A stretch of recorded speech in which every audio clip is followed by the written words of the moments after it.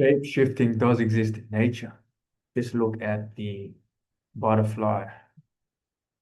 You could also look at the bee or the wasp or the fly or the beetle, which are all examples of holometabolous organisms or complete change organisms. Moths and butterflies come from eggs, hatch into caterpillars, which dissolve within cocoons that they've constructed themselves before finally becoming adult butterflies. Fly comes from the maggot. Beetle comes from the grub, and so on and so forth.